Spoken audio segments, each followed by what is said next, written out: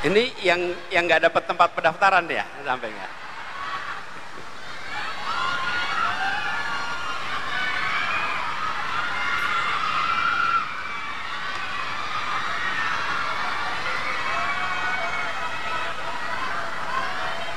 Ini Masya Allah santri Al-Multazam ini luar biasa semangatnya.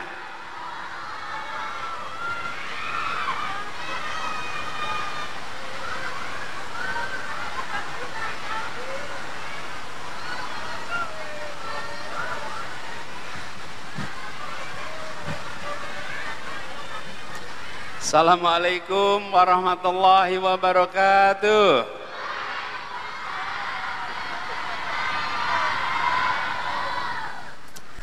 Alhamdulillahirabbil alamin.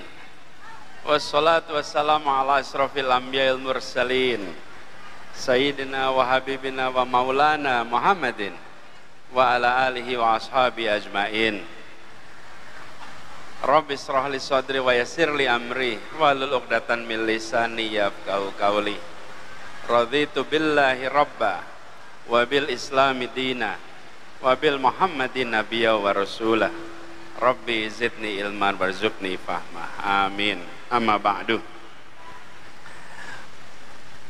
Yang kami hormati, yang kami muliakan, seluruh jajaran pimpinan Yayasan Pendidikan Islam Al-Multazam, wabil khusus Ketua Pembina Yayasan Bapak Haji Maman Kurman, Ketua Pengawas YPI Al-Multazam Bapak Haji Kosasih Thoyib,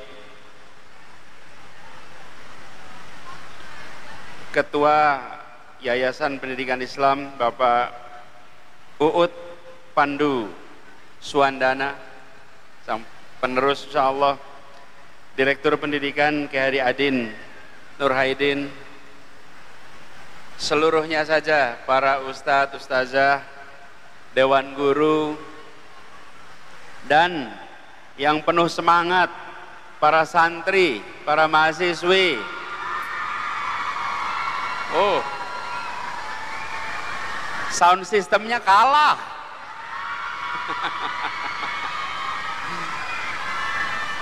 Ini guru-gurunya mana, guru-gurunya nih? Mana suara guru-gurunya? Jangan kalah dong. Oh, Masya Allah.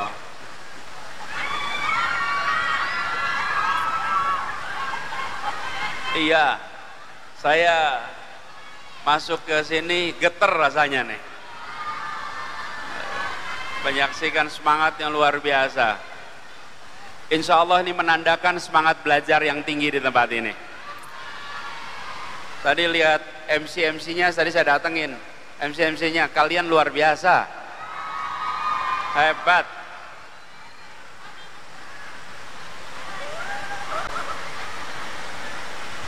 Insya Allah ini terus jadi kebanggaan bagi umat nantinya ya.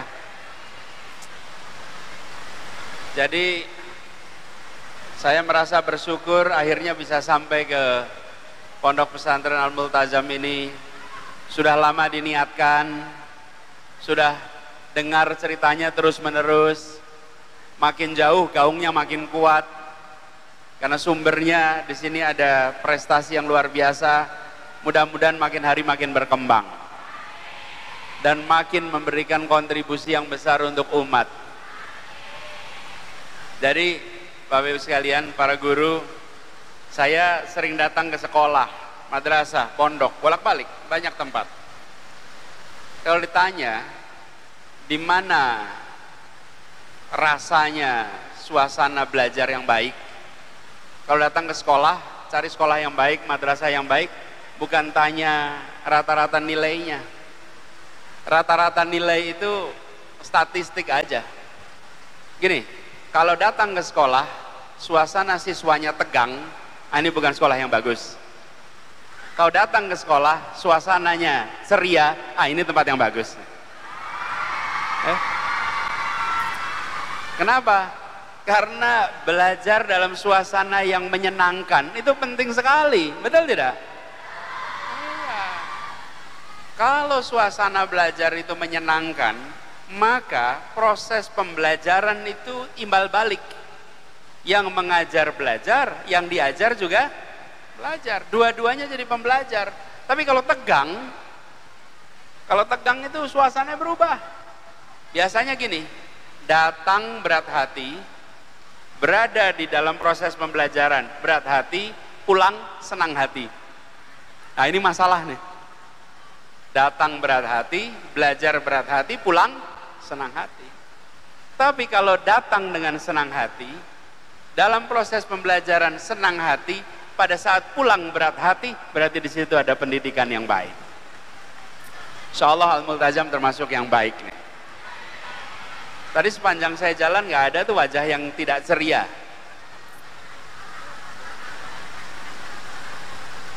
Nah, saya dapat tugas. Saya datang ke sini mau silaturahmi. Nggak taunya dapat tugas suruh bicara rupanya di sini. Ya. Membangun generasi emas Indonesia dari pesantren.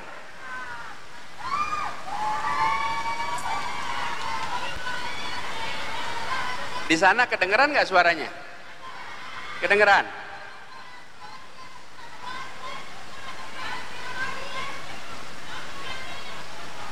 Ekspresif betul di sini. Bapak Ibu sekalian, kalau kita bicara tentang generasi emas, saya turun boleh ya? Ya. Biar lebih dekat nih ngobrolnya. Jadi, saya mau bicara, dengerin ya, dengerin.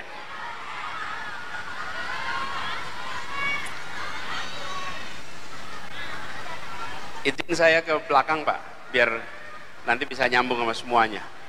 Ya, jadi adik-adik semua, ini saya ngobrol sama adik-adik santri ya, Bapak Ibu guru ya, sama adik santri ya. Ya. Jadi mana mulai barisan santri di mana nih? Oh ini mulai santri. Apa? Iya boleh, suruh.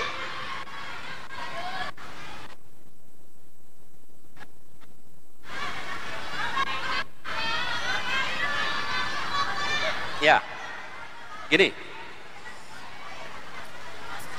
kita bicara tentang generasi Indonesia dari pesantren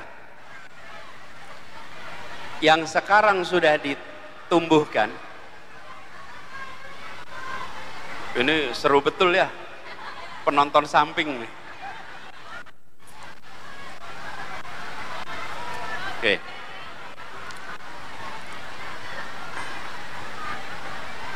Biar lewat dulu dah.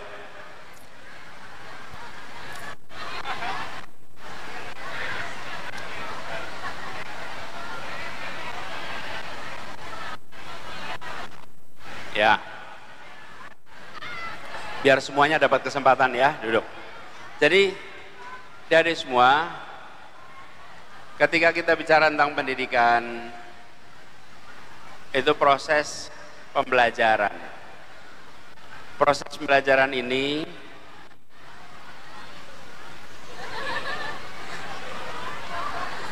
saya jadi susah konsentrasi ini. Gini. Jadi ketika kita bicara proses pendidikan, ada beberapa hal yang sudah sering diungkapkan, tapi saya ingin ulang di sini. Ketika kita bicara ke masa depan, pondasi nomor satu adalah karakter. Nah, ada yang lain. Karakter. Bahasa kita namanya akhlak. Ini akhlak. Ini nomor satu. Ke depan tidak ada yang lain. Kenapa? Makin ke depan, makin kita hidup dalam era transparan. Hari ini belum dalam era transparan yang lengkap. Ke depan makin era transparan. Sehingga kita harus bekali anak-anak kita dengan karakter-karakter dasar yang di masa depan akan menjadi amat penting. Karakter ini ada unsur integritas. Ini penting. Kenapa? Oh, nama angkatannya? Angkatan? Oh, berarti yang angkatan itu harus 100% integritasnya tuh ya. Angkatan integritas. Apa integritas itu? Ayo. Apa integritas itu? Coba salah satu, integritas apa? Acungkan tangan, acungkan tangan. Acungkan tangan. Siapa yang acungkan tangan? Ayo. Kamu. Ayo sini. Maju, maju sini.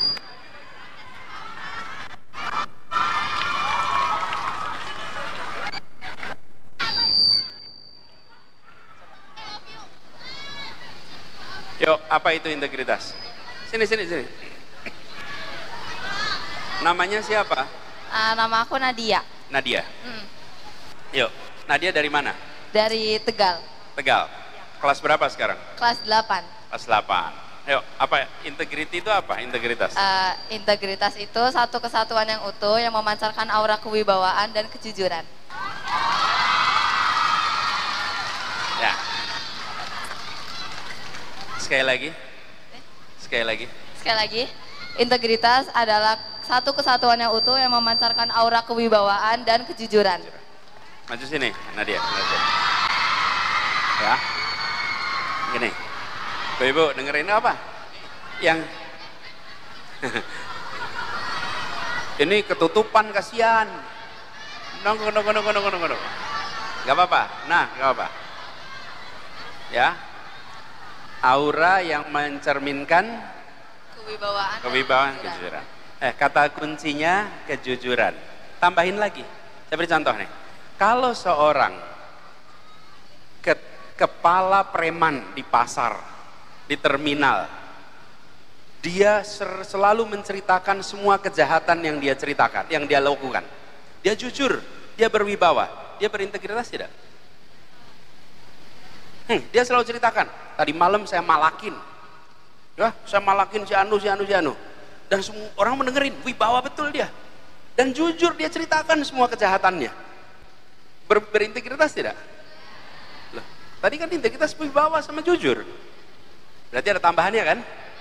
Yang dikerjakan sesuai dengan nilai-nilai kebenaran. Ya. Dan sesuai dengan kepentingan umum. Jadi benar, jujur, betul, berwibawa, tapi yang dikerjakan harus benar. Tambahkan itu, karena jujur aja nggak cukup. Itu para perampok-perampok tuh banyak yang jujur. Bisa nggak kita bilang berintegritas? Gak bisa. Berintegritas itu bila yang dikerjakan sesuai nilai kebenaran dan dilakukan dengan kebaikan dan disampaikan dengan jujur. Gitu ya Nadia? Ya. Angkatan integritas mana angkatan integritas? Tambahin ya definisinya ya. Oke, Nadia selamat. Boleh kembali lagi sekarang. Terima kasih Pak. Tepuk tangan buat Nadia. Nah.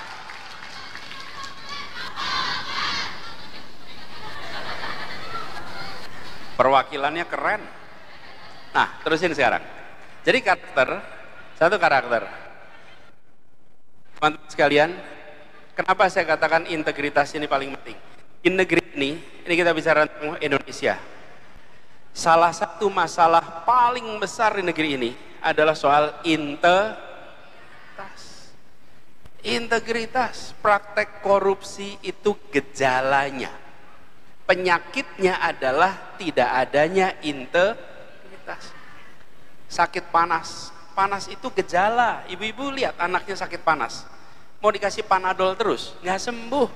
Kenapa? Panas itu ada infeksi. Selama infeksinya tidak dibereskan, gejalanya nggak akan pernah hilang. Walaupun dikasih Panadol, kalau infeksinya nggak dikasih antibiotik, nggak akan pernah sembuh. Itulah sebabnya problemnya harus diberesin. Namanya integritas. Ke depan sekalian, di berbagai negara, setiap orang punya rekaman seumur hidup. Hari ini Indonesia belum, tapi ke depan punya rekaman seumur hidup. Pernah melanggar di Kabupaten Kuningan, pindah ke kabupaten lain diingat karena ada catatan kriminal rekod namanya. Oke? Pernah utang ke bank nggak bayar, seumur hidup diingat. Kenapa? Ada namanya kredit rekod. Ke depan semua kita akan punya rekod, punya rekaman, karena digitalisasi terjadi. Bila kita tidak bekali dengan integritas, maka anak kita akan punya rekaman-rekaman seperti itu. Ini negeri seluruh dunia sedang bergerak nih.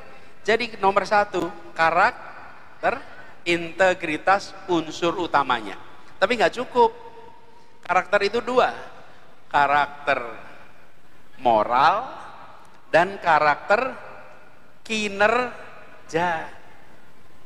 Ini karakter moral apa sih? Tadi berintegritas, tawadhu, soleh, takwa, kemudian menghormati orang tua, itu namanya karakter moral. Karakter kinerja, tangguh, ulet, kerja keras, tak mudah menyerah. Kan kita tidak ingin jujur tapi malas, atau kerja keras tapi culas. Betul nggak? Nah, jadi kira-kira itu karakter. Nah, yang kedua, unsur yang kedua nih, kalau kita bicara generasi emas, ada 4K. 4K nih. Yuk, saya ke belakang ya. Adik, ada 4K nih keterampilan yang disebut sebagai abad 21. Sudah sering dikatakan, tapi saya ingin garis bawahi. Nomor 1, kemampuan berpikir kritis. Ada nggak kritis?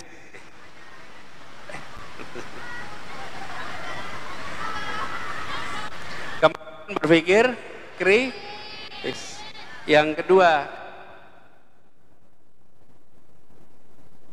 oh saya jauh dari sana ya, jauh dari mikrofon ya. Mikrofonnya nggak jalan. Jalan. Oke, nih.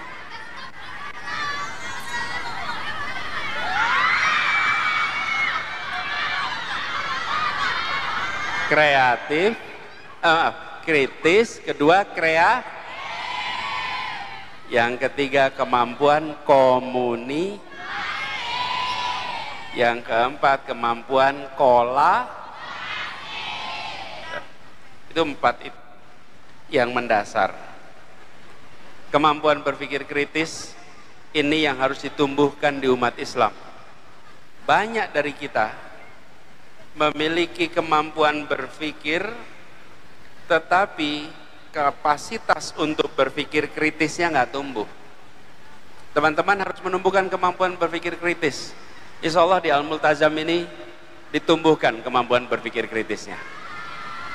Ya, aman. Kemudian, teman-teman sekalian, adik-adik, kemampuan berpikir kritis ini harus menjadi prioritas utama. Yang kedua, dari kritis bisa dari kreatif itulah kemudian muncul banyak inovasi, banyak perubahan, dan adik-adik semua nanti akan bisa merasakan itu. 4 ya. Aja 4 itu tadi. Kritis, kreatif, komunikatif. Tepuk tangan buat semuanya nih. Jadi lalu saya ajak kepada adik-adik semuanya, jadilah titip di pondok ini jadi santri yang aktif. Jangan jadi santri yang pasif. Jadi santri yang aktif. Yang aktif itu artinya apa? Jangan hanya ikut aktivitas intrakurikuler. Ada kegiatan intrakurikuler, ada kegiatan ekstrakurikuler, ada kegiatan non-kurikuler, ada disebut dengan co-kurikuler. Jangan hanya aktif di dalam tambahkan, dan itu nanti akan mengembangkan potensi Anda. Kepotensi apa? Khususnya potensi kepemimpinan, karena ini yang akan bisa menjadi bekal. Yang berikutnya, penguasaan bahasa Wah, senang sekali di sini bahasa internasional sudah jadi prioritas, bukan? Pada bisa bahasa apa aja di sini? bahasa Arab, bahasa Inggris.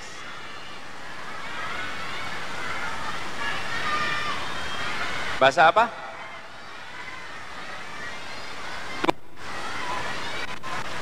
Arab dan Inggris. Tadi saya sebut bahasa internasional, bukan bahasa asing. Apa bedanya? Kalau bahasa asing itu bahasa yang bukan bahasa kita. Kalau bahasa internasional, bahasa yang digunakan antar bangsa. Oke? Bahasa Thailand itu bahasa asing, tapi bukan bahasa internasional. Nah, yang kita harus kuasai bahasa internasional. Kalau adik-adik menguasai bahasa internasional, maka insya Allah nantinya akan menjadi alumni-alumni yang membawa nama baik Al-Multazam dan Indonesia ke gelanggang internasional. Karena bahasanya ada. Kalau nggak bisa bahasa internasional, ya arenanya lokal. Betul tidak? Nih, adik-adik harus menguasai, kalau udah di sini jadi 4 bahasa nih. Bahasa lokal harus bisa, bahasa nasional bisa, dan di sini ada 2 bahasa itu dahsyat tuh. Insya Allah bisa ke semua level tuh, ke grassroots bisa, ke global bisa. Jadi buat adik-adik semua, pesan saya itu yang terakhir nih, kalau di pesantren mulai kegiatan jam berapa? Jam berapa? Jam 3, jam 4 pagi. Apa kegiatannya pagi itu? Ngaji. Sesudah itu apa? Tahajud. Terus sholat subuh berjamaah. Selesai subuh,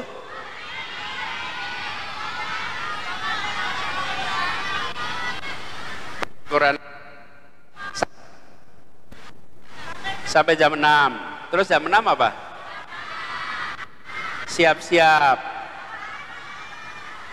mandi, kemudian masuk kelas jam 7 masuk kelas sampai 12. Terus duhur dulu, habis duhur nggak makan siang, makan siang, habis makan siang kuliah lagi, sekolah lagi sampai jam 3. Terus asar, habis asar kuliah lagi. Yang anak-anak makan sore. Terus sudah itu olahraga, mandi sampai jam 5. Terus maghrib. Habis maghrib apa? Menghafal sampai Isya. Habis Isya ya sholat Isya. Habis sholat Isya kajian sampai jam 8. Habis jam 8 belajar malam sampai jam 10. Jam 10 apa? Tidur. Oke, dengerin nih. Coba adik-adik dengerin nih. Anda bangun jam 3, terus kegiatan sepanjang hari sampai malam, sampai jam 10 malam. Capek nggak? Jujur. Capek nggak? Capek. Capek nggak? Capek sekali atau capek biasa? Nih, dengerin teman-teman. Luar sana ada jutaan anak yang baru bangun subuh, habis itu tidur, habis itu tidak ada kegiatan, habis itu sekolah 5 jam, 6 jam, habis itu main. Habis itu main. Setelah main, pulang ke sekolah, pulang ke rumah, belajar sebentar, tidur. Santai, enak. Kalau ditanya capek enggak capek. Yang di sini jam 3 udah bangun, terus setiap hari jam 10 malam, istirahat 5 jam, bangun lagi. Betul tidak? Nih, boleh nggak geser dikit biar nggak nutupin? Duduk aja nggak apa-apa. Jadi adik-adik tahu tidak yang disebut sebagai batu bara? Tahu batu bara? Tahu permata? Batu bara dan permata memiliki unsur pembentuk yang sama, materialnya sama. Sama yang jadi batu bara sama yang jadi permata. Apa bedanya? Di tempat yang material itu tidak kena tekanan tinggi, tidak kena suhu tinggi, dia jadi batu bara. Dan batu bara ini kalau dijual hitungannya ton. Kalau permata hitungannya gram. Tidak ada orang jual batu bara gram. Dan tidak ada orang jual batu bara permata ton. Bu, mau beli permata 2 ton. Nggak mungkin. Kalau permata pasti gram, berapa karat gram, betul tidak? Nilai beda sekali antara yang batu bara dengan yang permata. Yang satu tidak kena tekanan tinggi jadinya batu bara. Yang kena tekanan tinggi, suhu tinggi, berat sekali, berlama digembleng itu dalam bumi, dia keluar jadi permata. Adik-adik di sini digembleng untuk jadi permata umat ke depan. Ya. Jadi yang menjalani berat-berat ini, inget-inget nih, saya mau dijadiin permata di Al-Multazam, bukan sekedar lelah. Sama materialnya. Anak-anak kita ini sama semuanya. Bedanya ada yang mendapatkan kesempatan untuk digembleng dan penuh ilmu di sini.